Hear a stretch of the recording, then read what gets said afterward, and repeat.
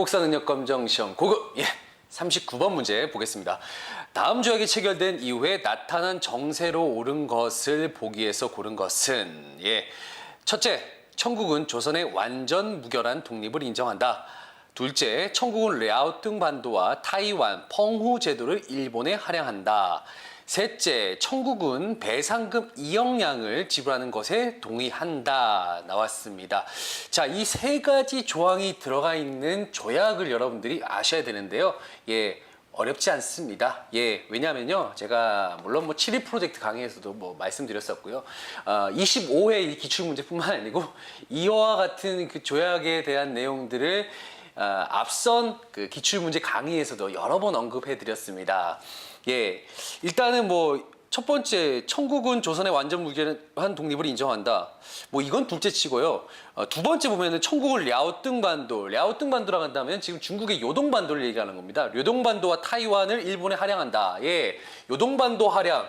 요거 나오면은 어떤 조약이죠? 아셔야 됩니다. 요게 아닙니다. 시모노세키 조약입니다. 시모노세키 조약. 시모노세키 조약.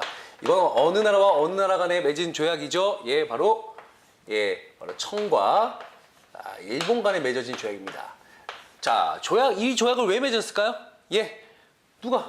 일본이 어디에서 승리를 했습니까? 바로 청일전쟁에서, 일본이 이겼습니다.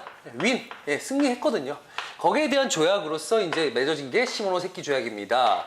자, 여러분들 왜 전쟁에서 이기면 조약에서 이게 이것저것 뺏어갑니까? 라고 하는데, 이 전쟁이라고 우리가 일반적으로 사람들끼리 서로 싸우면은, 물론 때린 사람이, 맞은 사람한테 이제 치료 명목으로 이렇게 돈을 주기도 하고, 이렇게 치료비를 주기도 하죠. 반면에 전쟁은요, 이긴 놈이 다 가져가는 겁니다. 그게 전쟁의 하나의 어떤 룰이라고 볼 수가 있습니다. 전쟁에서는 이긴 사람이 진의 물건 뺏어올 수 있습니다. 이게 바로 전쟁입니다. 자, 그래도 전쟁은 일어나지 말아야겠죠. 바로 시모노세키 조약을 맺었다. 시모노세키 조약에 대한 내용이고요. 자, 이유입니다. 이 시모노세키 조약이 바로 청일전쟁 이후에 이제 청과 일본이 맺은 조약인데, 이 이후에 어떤 그런 이후의 사건을 묻는 문제라고 보시면 되겠습니다. 이후의 사건, 어떤 식으로 이후의 사건들은 어떤 것이 있냐? 보기에서 여러분들이 골라내시면 됩니다. 한번 보기를 보기 전에, 보기를 보기 전에 이 시모노세키 조약을 맺은 그 시기에 앞뒤로 해서 어떤 사건들이 벌어졌었는지 저와 함께 또 표를 통해서 한번 살펴보도록 하겠습니다. 쭉 보시죠. 제가 연도별로 이렇게 해서 쭉 정리를 해놨습니다. 정리를 해놨습니다. 제가 보면서 설명을 해드리도록 하겠습니다.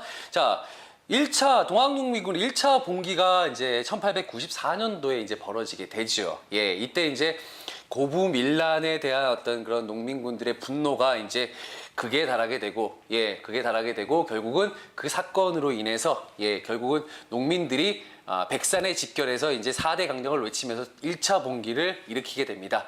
자, 그러면서 파죽지세로, 황토영과 황룡청 전투에서 정부군으로 이제 강하게 이제 밀어붙여줘, 압박을 하죠. 그리고 어디까지 점령을 합니까? 전주섬까지 올라가서요, 전주섬도 함락시켜버립니다. 함락시켜버리는데, 이때 이제 조선 정부에서는 또 누구에게 또 구원 요청을 합니까? 청나라를 불러들이죠. 청나라 도와줘! 라고 이제 부르니까, 뒤이어서 청나라가 들어오자마자 뒤이어서 누가 들어옵니까? 바로 일본 군대가 함대를 이끌고 들어옵니다. 왜 청나라가 들어오니까 일본 군대가 들어왔냐? 이게 1894년도의 일이거든요. 근데 1884년, 10년 전으로 한번 돌아가겠습니다. 자, 10년 전에 이제 갑신정변이라는 게 발생합니다. 갑신정변이 발생하는데, 그때 이제 그 갑신정변 이후에 청나라와 일본 간에 조약을 하나 맺습니다. 그게 뭐냐?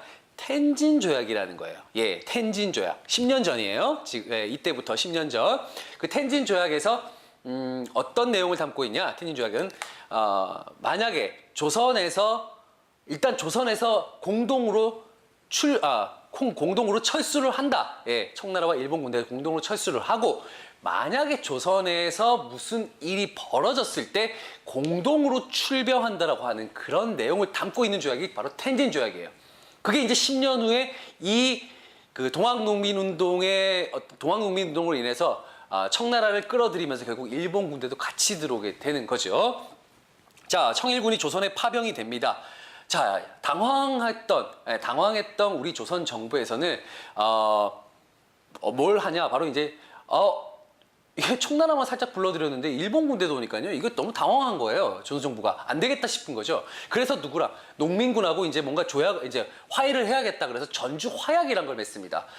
우리가 너네 잘못 부른 것 같아. 우리가 알아서 이렇게 화약을 이렇게 화해를 할 테니까 너희들 돌아가줬으면 좋겠어.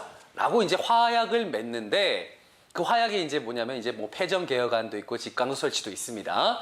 하지만 이제 청나라 군대는 이제 돌아갈 이제 생각을 하고 있었죠. 하지만 이제 일본 군대는 이게 어떻게 찾아온 기회인데, 나름대로 자기 안에 속셈을 가지고 들어오게 된 겁니다.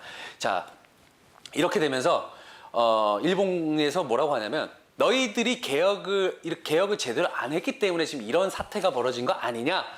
그러면 개혁을 하는 모습을 보고 돌아가겠다. 그래서, 알았어. 우리가 개혁을 할게. 라고 하면서 설치했던 게 뭐예요? 교정청이라는 겁니다. 우리만의 자주적인 개혁기구가 교정청이에요. 예, 우리가 이제 개혁을 하겠다라고 했는데, 자, 우리가 개혁을 이렇게 하니까 일본이, 이게 아니겠다. 이거 안 된다 해갖고, 오히려 이제, 경복궁을 강제로 점령해버립니다. 이건 뭐 완전히 뭐 개혁을 하면 돌아가겠다고 했는데 돌아가지 않고 오히려 경복궁을 점령해버리는 그런 사태가 벌어지게 됩니다. 자, 그러면서 일본은요, 우리 정부의 이제 김홍집 내각이란 거를 내세워서, 김홍집 내각을 내세워서 1차 갑오개혁을 하도록 어느 정도 강요를 합니다. 이때 이제 만들어진 또 기구가요, 궁극기무처라는 기구가 있습니다. 그 전에 그럼 교정청은 어떻게 되나요? 교정청은 없애버리고요. 궁극기무처라는 걸 만들어갖고 이때 이제 1차 갑오개혁이 실시가 됩니다. 일본에 어느 정도 약간의 압박이 이제 가해지는 거죠. 자, 그 사이에 무엇이 벌어졌을까요? 바로 또 청일전쟁도 일으킵니다. 조선에서의 세력을 확고하게 하기 위해서 일본이 드디어 청나라와 한판을 뜹니다. 그게 바로 청일전쟁이죠. 자, 청일전쟁을 일으키면서 일본이 어느 정도 이제 승리의 어떤 기운을 가져가게 되자, 승기를 잡게 되자, 우리나라의 정부에 내정 간섭을 또 하게 됩니다. 내정 간섭을 하게 되니까, 또 여기에 발끈한 또 농민군들이, 이제 또 2차 봉기를 일으킵니다. 그게 바로 어디서 일으키냐? 대표적인 전투가 공주의 우금치 전투라고 있습니다. 이때 이제 농민군들은요, 앞선 1차 봉기에서 정부군을 쓰러뜨렸던 그런 무기를 가지고 덤볐으나, 일본군의 어떤 그런 강력한 첨단 무기를 이기기에는, 좀 역부족이었죠. 공주 우금치 전투에서 결국 동학농민군들의 2차 봉기는 결국 실패로 끝나게 되죠. 이렇게 되면서 이제 일본은, 우리에게 더더욱 개혁을 더 강요하게 됩니다. 궁극기무처를 또 없애고요. 본격적으로 자기들이 중심이 돼서 이제 꼭두각시들을 또 하나 또 세우죠. 그때 이제 들어왔던 사람이 이제 박영효라는 인물이 있습니다. 박영효. 그 다음에 이제 또 기존의 김홍집을 내세워서 또 개혁을 추진하게 됩니다. 이게 이제 2차 갑오개혁이 되겠습니다. 자, 이와 동시에 이제 일본은요, 청일전쟁에 결국 승리를 거두게 되고요. 그로 인해서 이제 시모노세키 같은 조약을 또 체결하게 됩니다. 시모노세키 조약. 거기 밑에 내용 보이시죠? 조선은 자주국이다. 그 다음에 요동반도와 타이완을 할양받습니다. 그와 동시에 이제 배상금을 또 지불하게 되지요. 자, 이게 바로 이제 일본이 청일전쟁에 승리해서 얻은 대가라고 보시면 되겠습니다. 일본은 지금 아주 축제 분위기입니다. 전쟁에 승리해서 일본 내에서 이제 반자이 하면서 이제 만세를 외치고 있는 그런 와중에, 일본이 저 요동반도, 특히 요동반도를 노리고 있던 나라가 있었어요. 기존에. 누구냐? 바로 러시아입니다. 내가 저 가지고 싶었던 저 요동반도를 일본 놈들이 가져갔다. 내가 이걸 그냥 두고 볼 수가 없겠어. 안 되겠어. 야, 친구들, 내 옆에 좀 붙어. 그게 누굽니까? 프랑스와 독일을 또 끌어들이는 거죠. 아주 힘센 유럽에 있는 어떤 어깨 형님들 같이 불러갖군요. 러프독 3국 간섭을 합니다. 일본, 니네 그거 다시 돌려주지? 자기들이 가져갈 명분은 없으니까 돌려주지? 이런 식으로 갑니다. 예, 돌려줘. 그러니까 일본이 아직까지는 러시아에 대적할 만한 힘이 없었거든요. 알았어 하면서 결국은 예, 뭐 가져왔던 요동반도를 결국 다시 내주게 되죠. 그러면서 이제 우리나라는 이제 누구의 또 어떤 그 세력권 하에 들어가게 되겠습니까? 예, 그동안 이제 다시 러시아의 세력권 하에 또 들어가게 됩니다. 자, 지금 상황을 한번 잘 이해가 안 되시면요, 간단하게 한번 보겠습니다. 그동안 우리는 청나라에게 많은, 우리 조선정부는 청나라에게 많은 어떤 그런 청나라에 많이 의지를 했었습니다. 청나라가 세다. 그런데 청일전쟁에서 일본이 승리했습니다. 일본이 더 센데? 자, 이렇게 해서 이제 일본 쪽으로 좀 붙으려고 하는 와중에 러시아가 어흥하니까 예, 일본이 깨갱. 예, 결국은 다시 러시아가 더 세네? 자, 이렇게 되면서 친러 내각이라는 게 또 만들어져요. 예, 만들어져요. 되게 그렇죠. 이게 여기 붙었다 저기 붙었다. 자, 그러니까 일본이 어떻게 합니까? 야, 안 되겠다. 다시 우리의 세력을 한번 보여줘야겠다라고 하면서 이거 안 되겠어. 이 민씨 정권 이거 이대로 두다가는 이거 안 되겠어 라고 하면서 누구를? 예, 낭인들을 동원해가지고요. 예, 우리의 국모였던 예, 명성황후를 시해하게 됩니다. 네, 결국은 이제 명성황후가 우리 국모가 이제 일본의 낭인들에 의해서 결국은 죽음을 맞이하게 되지요. 자, 요런 일련의 사건들입니다. 결국은 이제 다시 이제 친일 내각 쪽으로 다시 우리나라는 러시아에 다시 일본 쪽으로 붙었는데 여기 이제 왕이 이제 궁궐에서 자신의 부인이 그렇게 참담하게 죽음을 당하는 것을 보고는 도저히 이 궁궐에서 머물 수가 없었던 거죠. 예, 그래서 그 넓은 궁궐을 놔두고요. 좁디 좁은 러시아 공사관으로 예, 거처를 옮깁니다. 이게 아까 앞선 그 문제에서 제가 말씀드렸습니다. 아관파천이라는 겁니다. 아관파천, 아라사 공사관으로 예, 처소를 옮깁니다. 자, 이런 일련의 어떤 그런 과정들을 여러분들이 공부하시면서 예, 이해를 하셔야 됩니다. 예, 흐름을 한번 파악을 하셔야 된다는 거. 제가 지금까지 하셔야 된다는 거 제가 강조드리면서요. 지금까지 얘기했던 것들을 한번 바탕으로 해서 한번 보기에서 한번 정답을 한번 골라 보도록 하겠습니다. 기억, 급진계합파가 정변을 일으켰다. 자, 급진계합파가 정변을 일으킨 거는요. 예, 1884년도입니다. 예, 84년도 갑신정변 때 예, 말 그대로 이 사건이 벌어지기 거의 뭐 10년 전이죠. 10년 전. 예, 10년 전의 모습이라고 보시면 되겠습니다. 자, 기억은 아니고요. 니은. 자, 을미개혁으로 단발령이 실시되었다. 예, 맞습니다. 예, 아까 제가 을미사변 말씀드렸었죠. 예, 을미사변. 자, 을미사변 이후에 또 일본이 약간 어느 정도 세력을 확보하면서 우리에게 또 다른 개혁을 또 강요하게 됩니다. 그게 뭐냐? 바로 을미개혁입니다. 예, 을미개혁. 자, 내용도 한번 보시면은 을미개혁의 내용이 뭐가 있냐? 뭐 태양력을 사용했다. 그다음에 종두법을 도입했다.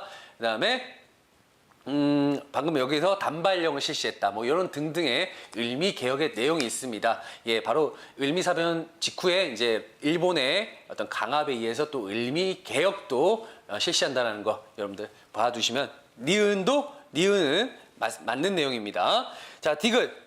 동학농민군이 황토에서 광군을 물리쳤다. 이거는 이제 아까 시모노세키 이전에 예, 얘기겠죠. 예, 디귿도 아니고요. 리을 삼국 간섭의 영향으로 친러 내각이 수립되었다. 맞습니다. 예, 삼국 간섭 아까 말씀드렸었죠. 이러면서 친러 내각이 성립되었다.